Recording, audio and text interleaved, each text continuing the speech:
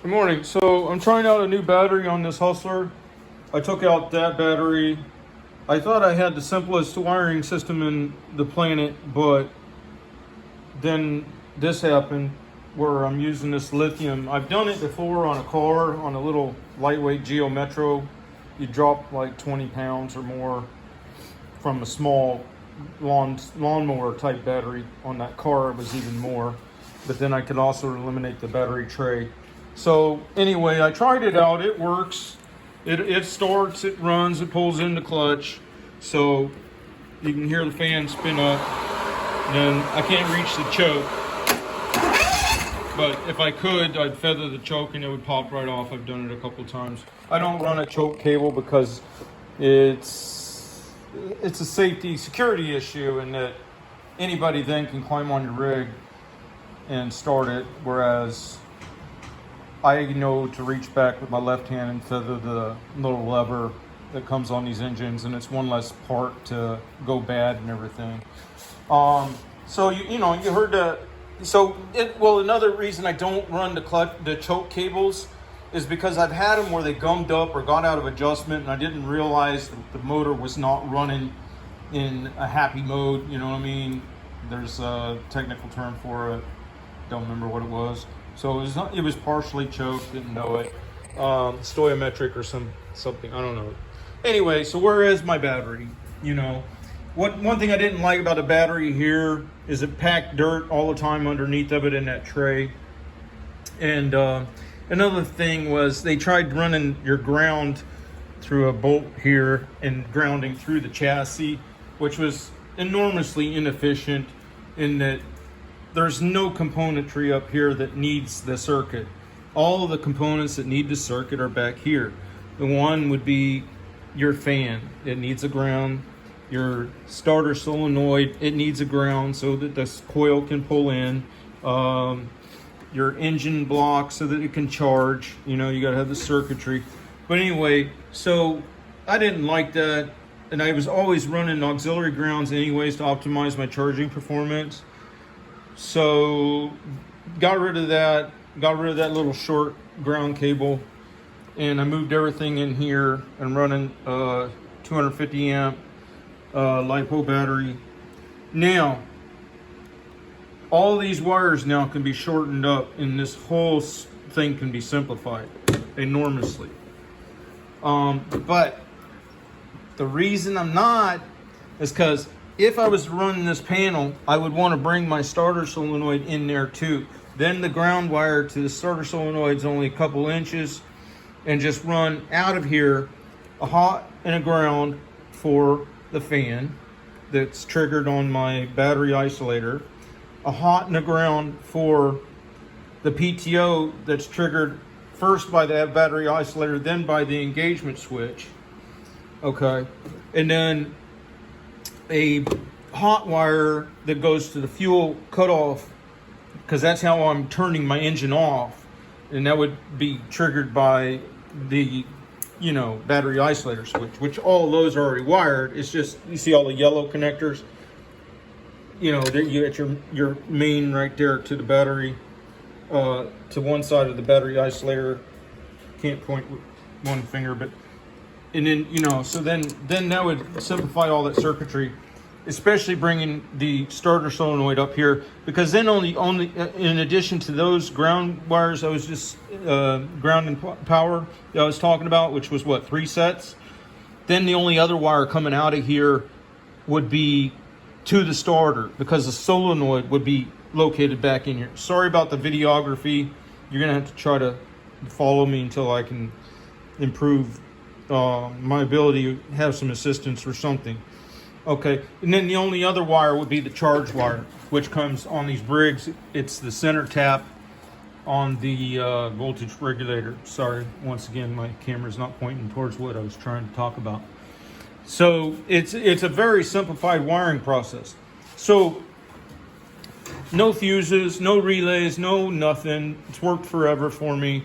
I don't recommend anybody else modify their machines in any way because of safety. You have to kind of have your wits about you to You know, I mean, years ago, they didn't have any interlocks and they didn't have any security things, and you know, it becomes a problem at some point. And how safe is it? I've got a Bobcat on the hill, and until I can bypass that computer, I don't want nothing to do with it, because the scan tool for it's like $2,000, and it's an unknown situation why the panels won't talk to each other.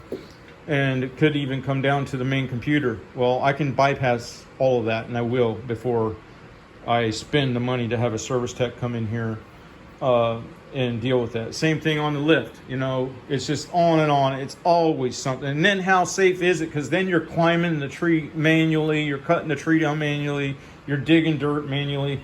Did you really become safer because of the other? Or should you actually have cognitive skills and the safety lie within your inherent ability to perform tasks safely versus having a machine that makes the decisions for you? I don't know which is better, but I know which is better for me. The reliability, everything that I get from the way I do things. Okay, so why am I not gonna redo all this wiring and put it in here? Well, weight is becoming more and more important, and not so much the expression of the weight on the lawn as in the machine. It also comes down to what versatility, what different options do you have then with the tow vehicle and with fuel economy. So the thing about it is, it's not just how much weight you're expressing on the lawn, it's then you can possibly go with a lighter vehicle, because mass is like insurance. You have to have insurance because why? Everything costs so much. Why does everything cost so much? Because of all the insurance costs built into it. And you can parse it out all the way down from the people to the building to, every bit of those things has insurance costs built into it. And because of that, you can't hardly afford to risk and not have insurance. Same thing with mass. The more mass you have, the more mass you have to have. Okay, so like the forks. Well, before I cut a whole bunch of weight off of this machine, which I'm not going to go through every detail, it probably needed those massive forks. Although the only place I've ever seen forks break is on the bar, and I've never broke one or even bent one, because I am somewhat cognitive in how I operate my machine. I don't take chances and do stupid stuff.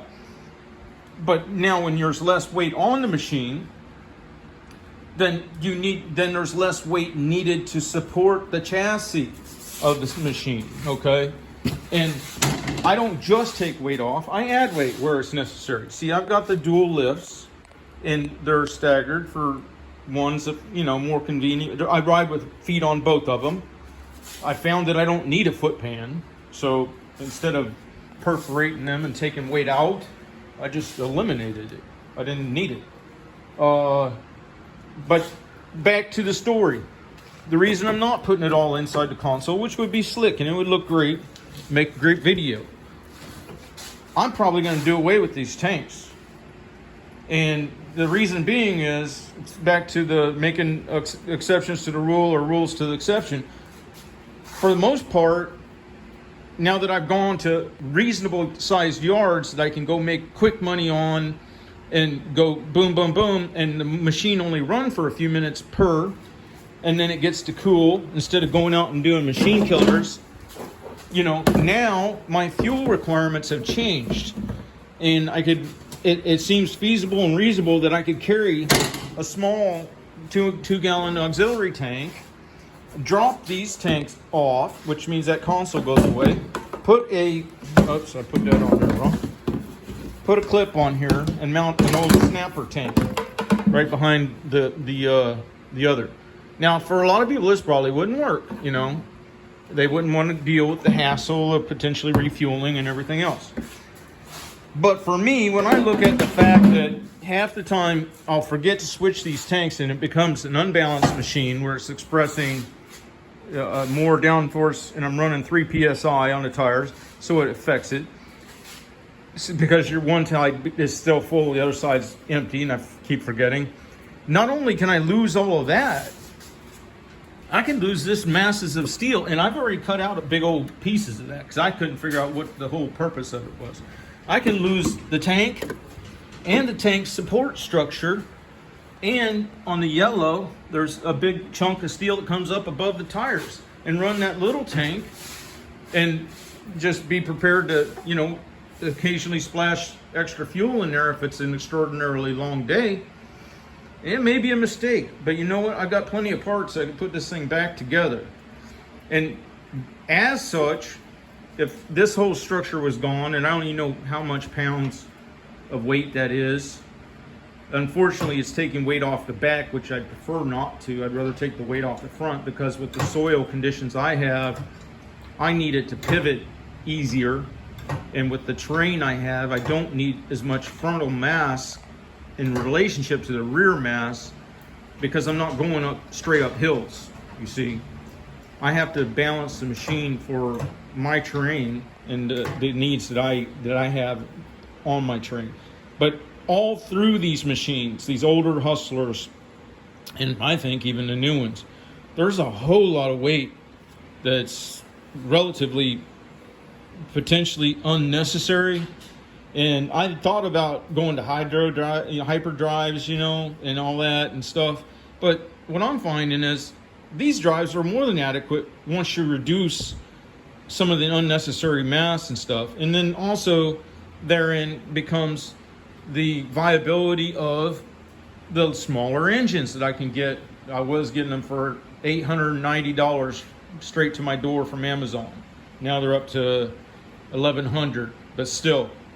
And I've never had a problem with these bricks. I've ran them 5-6 years on my oldest machines, and they still ran great. The one that I was thinking of that I sold, it still ran great when I sold it. So, and of course, as you reduce weight, then it's even more viable, because as you change directions and velocity with the machine, it pulls the engine down less when the machine weighs less, because there's less inertial forces to resist changes in direction, which maintains and preserves power to the blade sets.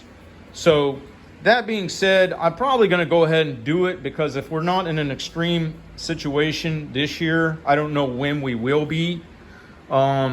This is about as bad as it gets as far as I can see, as far as energy costs and fuel costs and everything. So I'll probably go ahead and pull the trigger. If it don't work out, like I said, I got plenty of parts to put it back together. And in the meantime, if that runs into some issues, then I've got backup mowers, you know. And that's the whole point too, and of another video. And why do I run all the same, and why do I try to keep things all the same? Well, like these taller front tires that I run, I switched all of them to it. Why? Because I sliced one open, couldn't get those tires for almost a year and a half. And it was a good thing I was able to pull off of one of the other mowers and put it on my primary and stay running, you know. Now, as far as these little batteries, I'm not too positive about it. I haven't ran this particular one very much, but I know that I can get a second one, put it in the glove box of my truck. It won't be in the way, and I'll have a backup. But back to the story, I'm not going to go ahead and do a permanent scenario here with perfect wiring and resolder everything. Instead, I'm going to find some other place to locate together the battery, my controls, and my starter solenoid, so that it's all in one compact, concise location. And it also does not bind me to having to run these tanks. And I know that this structure also supports the back of the seat, but I've got some ideas on that too, where I think that this is not necessary. All this mass is not necessary. And I'm running just the cheap seats, which with the 3 PSI, it's an unbelievably comfortable ride. So that's the easiest, cheapest, lightest way to get suspension, is at the first point of conflict with the anomalous terrain that causes a bump or a bounce. And it keeps traction planted because the other wheels with running 3 psi can suck it up, and then the one that's unweighted can still get traction when you go to apply torque. All right, I got to get back to work. Y'all have a good day.